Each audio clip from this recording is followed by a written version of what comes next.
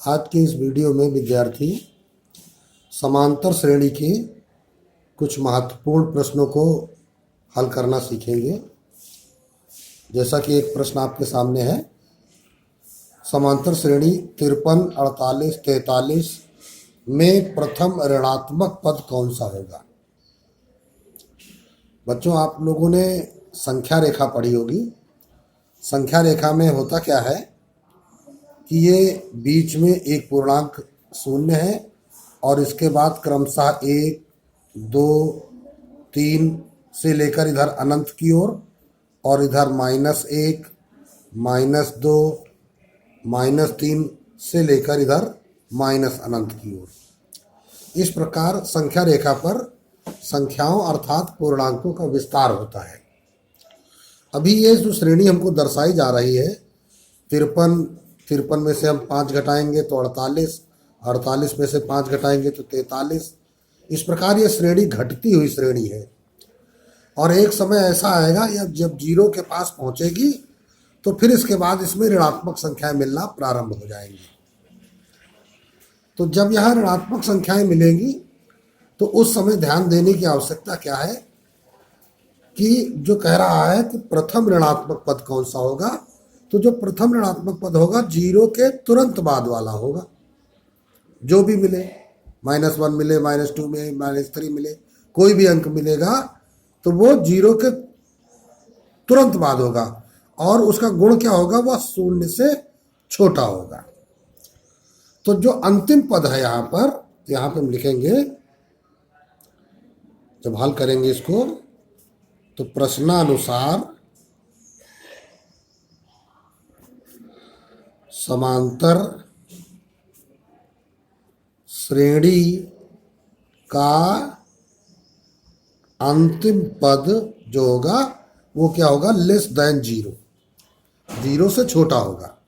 यही इस प्रश्न का महत्वपूर्ण कार्य है। चलते हैं। चूंकि श्रेणी क्या है तुम्हारे पास, 53, 48, 43 से लेकर, तो अब देखिए यहाँ पर प्रथम पद a बराबर आपका 53, सार्वांतर d बराबर 48 - 53 या 43 - 48। जैसा कि तुमको पहले भी सिखाया जा चुका है कि सार्वांतर जब आप 2 क्रमागत पदों के बीच में अंतर निकालिए, यहाँ पे हम जब घटाएंगे तो -5 और यहाँ भी घटाने पर -5 ही तुमको प्राप्त होगा। तो इस प्रकार सार्वांतर हो गया -5। अंतिम पद 0 से छोटा कहा गया है तो अंतिम पद को हम क्या कहते हैं, L कहते हैं। चूंकि सूत्र क्या होता है, L बराबर A + n - 1 × d। तो अंतिम पद क्या है, L है। L क्या है, 0 से छोटा है, ठीक है ना। तो L जो है 0 से छोटा है, तो इसलिए अगर अंतिम पद की जगह हम ये सूत्र रख दें, क्या रखेंगे, A + n - 1 d <0। अंतिम पद 0 से छोटा है। अब इसी को कैलकुलेट करना है। 53 + n - 1 × d कितना है, -5 <0। तो देखिए जहाँ पर ये निशान लगा हो <0, तो यह एक असमीका है, समीकरण नहीं है, असमीका है। असमीका में पक्षांतर नहीं किए जाते। जैसे समीकरण में आप क्या करते थे, इस 53 का पक्षांतर कर देते थे तो उधर -53 हो जाता था। असमीका में दोनों पक्षों में समान क्रिया की जाती है। जैसे हम दोनों पक्षों में 53 घटा देंगे तो इधर 53 घटाएंगे तो ये 53 खत्म हो जाएगा। तो फिर क्या आ जाएगा, इस -5 से गुणा करोगे तो -5n + 5 एकम 5 <, और इधर आप 0 से 53 घटाएंगे तो आ जाएगा -53। हालांकि देखने में बिल्कुल वैसा ही है जैसे कि +53 का पक्षांतर करके माइनस कर दिया गया हो, लेकिन नहीं, यहाँ पर असमीका में हम दोनों पक्षों में समान क्रिया करते हैं। जैसे कि हमने 53 दोनों पक्षों में घटाया हुआ है। चाहो तो यहां लिख देते हैं, दोनों पक्षों में 53 घटाने पर। असमिका के लिए यह कार्य बहुत ध्यान रखना है। तो अब देखिए क्या करेंगे, अब ये इसी प्रकार 5 यहां से कम करो, तो -5n इज लेस देन -53 और -5। दोनों तरफ 5 घटाएंगे तो इधर वाला 5 समाप्त हो जाएगा। तो इधर तुम्हारे पास आ जाएगा क्या, -58। क्यों? क्योंकि समान चिन्ह जोड़े जाते हैं। अब विद्यार्थियों को क्या ध्यान देना है, यहां पर ध्यान देने की जरूरत यह है कि ये जो माइनस चिन्ह लगे हैं समीकरण में, हम इन्हें काट सकते थे, लेकिन यहां पर हम ऐसा नहीं कर सकते हैं। यहां पर हमें माइनस चिन्ह से गुणा करना पड़ेगा दोनों पक्षों में। तो 5n, ध्यान रखना है कि माइनस चिन्ह से गुणा करने पर यह चिन्ह भी उल्टा हो जाता है, इज ग्रेटर देन 58। अब 5 का भाग लगा दीजिए, n इज ग्रेटर देन, अब 58 में आप भाग लगाएंगे काहे का, 5 का। तो देखिए क्या आ गया, n इज ग्रेटर देन 5 एकम 5, फिर 5 एकम 5, 11 सही, और फिर उसके बाद 3/5, 11 सही 3/5, अर्थात जो n है वो 11 सही 3/5 से बड़ा है। लेकिन n वास्तव में होता क्या है, n तो है पदों की संख्या, और जो पदों की संख्या जैसे पहला, दूसरा, तीसरा, चौथा, 8वां, 20वां, 19वां, इस प्रकार पद होते हैं। तो यहां पर जो पदों की संख्या होगी वो हमको मिलनी चाहिए पूर्णांक के रूप में। क्या मिलना चाहिए, पूर्णांक के रूप में। तो ये 11 सही 3/5 है, तो फिर इसको हमको पूर्णांक में कन्वर्ट करना पड़ेगा, 11 से अधिक और ग्रेटर देन है, तो उससे बड़ा भी होना चाहिए। तो 11 से बड़ा कौन है, 12, तो इसलिए n बराबर हो जाएगा 12वां पद, 12वां पद। अतः श्रेणी का जो 12वां पद होगा वह प्रथम ऋणात्मक पद होगा। लिख देंगे, अतः श्रेणी का 12वां पद प्रथम ऋणात्मक पद होगा। ये प्रश्न आपका कंप्लीट हो जाता है। अब इसी प्रकार अगला एक प्रश्न विद्यार्थियों के सामने है, 3 अंकों वाली कितनी संख्याएं 7 से विभाज्य है। तो अब देखिए यहां पर हमको एक श्रेणी बनानी पड़ेगी, पता लगाना पड़ेगा। फिर पूछा गया कितनी संख्याएं, अर्थात नंबर हमको निकालना है। हल करेंगे तो हम लिखेंगे, चूंकि 3 अंकों की सबसे छोटी संख्या होती क्या है, 100, तथा 3 अंकों की सबसे बड़ी संख्या क्या होती है, 999। लेकिन यहां पर कहा गया 7 से विभाज्य है, तो ये दोनों संख्याएं 7 से विभाजित तो है नहीं। तो हम लिखेंगे क्या, अब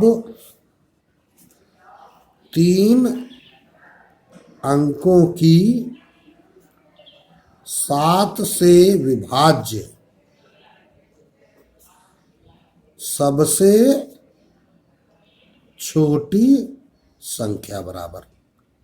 अब 7 से विभाज्य 3 अंकों की जो सबसे छोटी संख्या होती है उसको निकालने के लिए आपको क्या करना पड़ेगा। हम यहाँ थोड़ा सा कार्नर पे जगह ले लेते हैं। आपको 100 में 7 का भाग लगाना है, तो 7 एकम 7 है ना, और 3 बचा, 0, 7 चौक 28, 2 बच गया। अब ध्यान दें विद्यार्थी, अगर हम 14 बार भाग ले गए हैं तो 14 सत्ते 98, तो ये संख्या 98 है, अर्थात 2 अंकों की ही है। तो हमको चाहिए क्या, 3 अंकों की। तो पहाड़ा 14 बार न ले जाकर के इसको एक बार और बढ़ा दो, 15 बार कर दो, तो 15 सत्ते 105।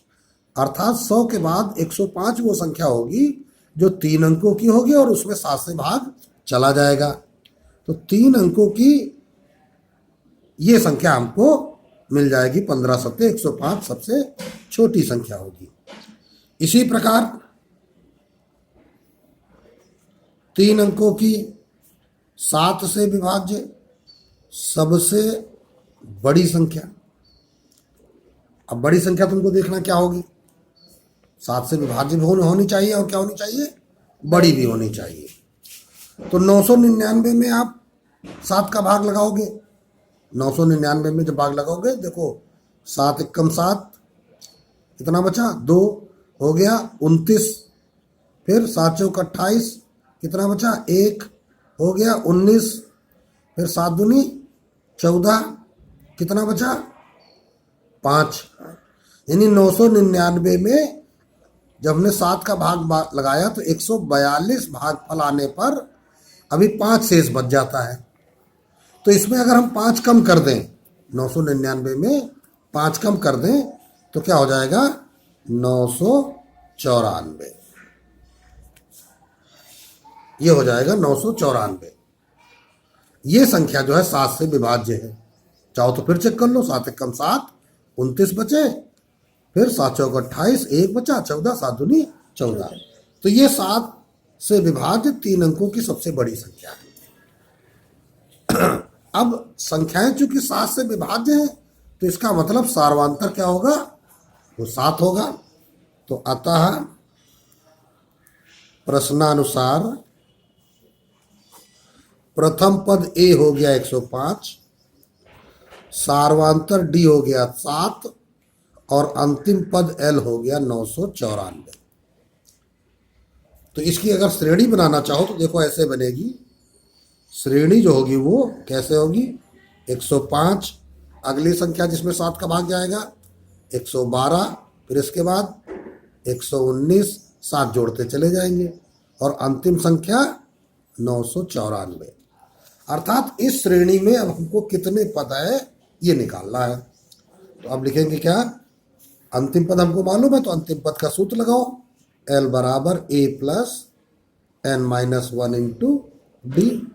तो 994 बराबर 105 plus n minus 1 into D आ गया हमारा 7। तो अब देखिए क्या होगा, 105 प्लस 7n माइनस 7 और इधर 994 माइनस 7n, इधर 105 में 7 चला गया 98, 994 उधर जाएगा माइनस 994।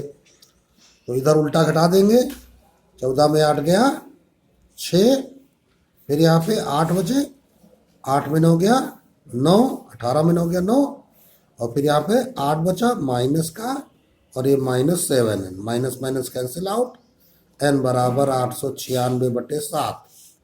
तो n बराबर 7 एकम 7, 7 दूनी 14, 5 7 8 56, 128। तो अब लिखेंगे अतः 7 से विभाज्य 3 अंकों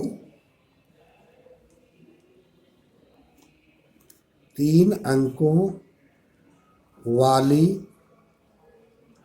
संख्याएं बराबर 128। इस प्रकार 128 संख्याएं आपको ऐसी मिलेंगी जो 3 अंकों वाली होंगी और साथ में 7 से विभाज्य होंगी।